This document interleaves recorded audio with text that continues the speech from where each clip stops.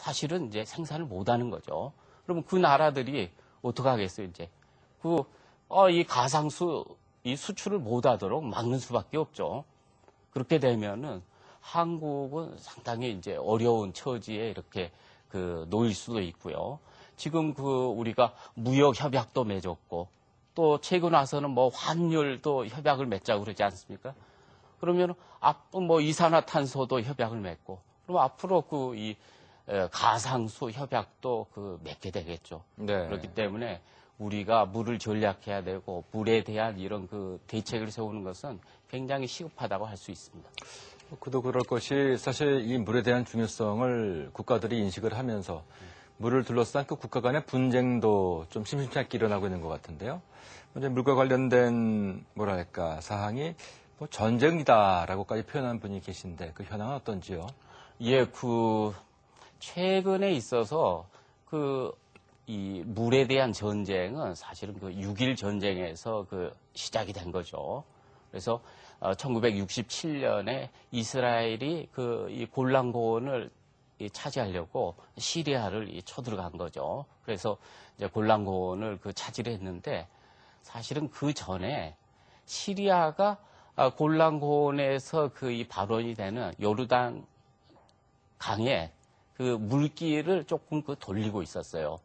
그래서 그거를 이스라엘이 이제 도저히 참을 수가 없는 거죠.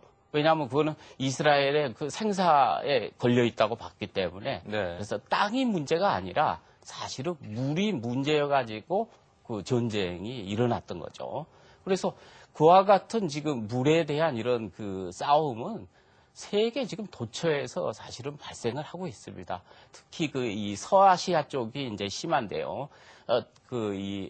티그리스 강이라든가 유프라테스 강의 상류를 차지하고 있는 터키와 그 외 국가들 간의 이런 분쟁이라든가, 또 미국에서는 미국 텍사스를 흐르는 리오그란데 강을 놓고 미국과 멕시코 간의 이 분쟁이라든가, 뭐 한국도 사실은 예외는 아니죠. 지금 한강의 최상류에 지금 임남댐이 있지 않습니까? 네. 임남댐은 유역 면적이 근 3,000제곱킬로미터나 되는 굉장히 큰 면적입니다. 영산강 유역과 비슷하죠. 이 큰 면적 최하류에다가 댐을 크게 쌓아놓고 그 물을 갖다가 지금 터널을 뚫어서 원산으로 지금 빼가지고 거기서 지금 발전을 하고 있지 않습니까? 그렇기 네. 때문에 한강 유역에서는 그만한 물이 없어진 거죠. 우리가 평균적으로는 1년에 약 17억 입방미터가 될 걸로 보고 있는데요. 현재 옛날에 비해서는 한 30% 정도만 물이 거기서 지금 흘러나오고 있습니다. 그렇기 때문에 한 10억 입방미터 정도는 없어져 버린 거죠. 예. 그래서 한강 유역에서 지금 10% 이상 되는 이 물 생산량이 사실은 줄었습니다.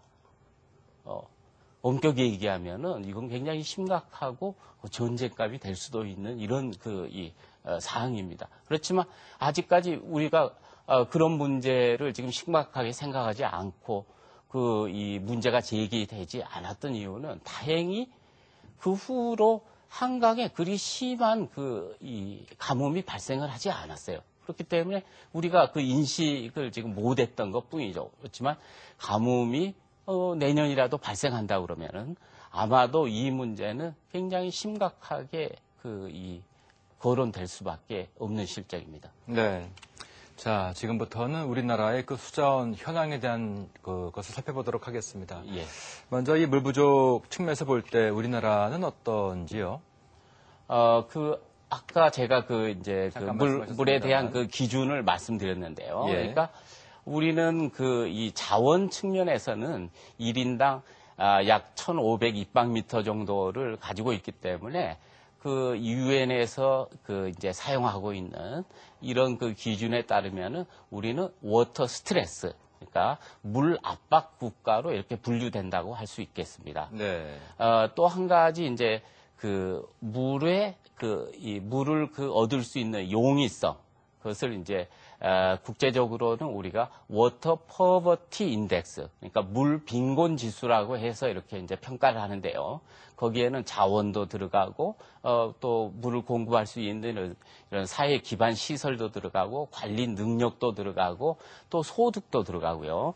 왜냐하면 소득이 안 되면은 물값을 낼 수가 없기 때문에 이런 것들로 이제 평가를 하게 되면은 한국은 약 64% 정도 수준에 지금 있는데요. 그러니까 전 세계 가장 이 탑을 100%로 놓으면은 우리가 64% 정도 되는데 64%가 그리 나쁜 수준이 아닙니다. 수우미양가 이렇게 놓으면은 우리가 우 정도 되는 수준입니다. 우리랑 거의 비슷한 수준인 나라들이 미국이라든가 일본이라든가 이런 나라들이 우리랑 거의 같은 우 수준에 있습니다. 그렇기 때문에 우리나라 일반인들이 느끼는 이런 물 부족 정도는 그런 우 정도, 전 세계 국가로 보면은 미국이라든가 일본과 같은 수준이란 얘기죠. 그렇기 때문에 물 부족을 못 느끼는 것입니다. 근데 정부는 그런데도 자꾸 이 물이 부족하다고 그러면서 또 댐을 만들어야 된다고 이렇게 주장을 하거든요. 그 이유는 왜 그러냐면은 정부가 이 물 부족을 계산하는 것은 상당히 다릅니다. 정부는 극심한 가뭄이 발생했을 때를 기준으로 하거든요.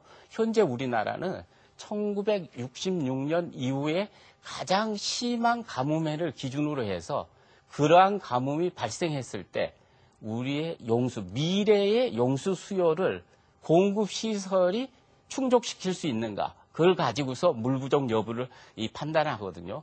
그렇게 했을 경우에는 부분적으로 물 부족이 발생을 하고 있습니다. 그렇기 때문에 그런 것을 예측을 해서 이걸 미래의 물 부족을 우리가 미리 막으려면은 이런 이 시설을 해야 된다. 이렇게 주장을 하고 있는 거죠. 그렇기 때문에 우리나라는 시설 측면에서는 약간의 물 부족이 그리 많지는 않습니다. 약간의 물 부족이 있고요. 자원 측면에서는 상당히 부족한 나라고, 그렇지만 일반인들이 느끼는 이런 물 빈곤 지수 측면에서는 상당히 양호하다고 할 수가 있습니다. 한 가지 제가 더 말씀을 드리면은 환경 측면에서도 우리가 물 부족을 고려해 볼 필요가 있거든요. 우리는 워낙 쓸 수 있는 물이 부족하기 때문에 우리가 쓸 수 있는 물의 36%를 실제로 다 이용을 하고 있습니다. 그러면은 64%를 어떤 사람들은 이걸 갖다 바다에 버리고 있다. 이걸 활용을 해야 되는데 다 버리고 있다. 이렇게 표현을 하는데 사실은 그렇지는 않습니다. 나머지 64%는 우리가 자연에 할애를 하는 거죠. 사람이 물을 쓰기 전에는 자연이 100%를 이용을 했습니다. 그것을 사람이 지금 조금 어떻게 보면 뺏어 쓰고 있는 거죠.